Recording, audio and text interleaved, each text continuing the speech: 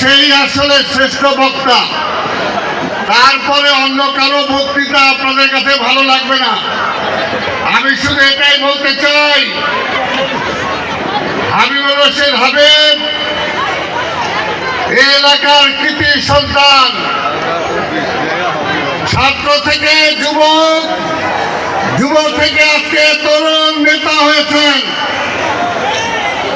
আজকের এলাকার সমস্যা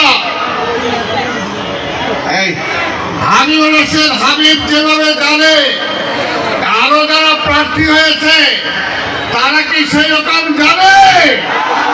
জানে না। এই কারণে বলবো, প্রার্থী আরো অনেকেই হতেও চেয়েছিলেন বিএনপি থেকে, কিন্তু আপনাদের আমি বলতে চাই, আমাদের নেতা তারেক রহমান ইনশাল্লাহ বিএনপি যদি ক্ষমতায় যায় তাহলে প্রধানমন্ত্রী কে হবে? তারেক রহমান। তারেক রহমানের সবচেয়ে প্রিয় পাত্র হলো হাবিবুর রশিদ হাবিব। তাই আপনাদের এলাকার এই রাস্তাঘাট বলেন, গ্যাস বলেন, বিদ্যুৎ বলেন, কোন সমস্যা কি থাকবে? থাকবে না।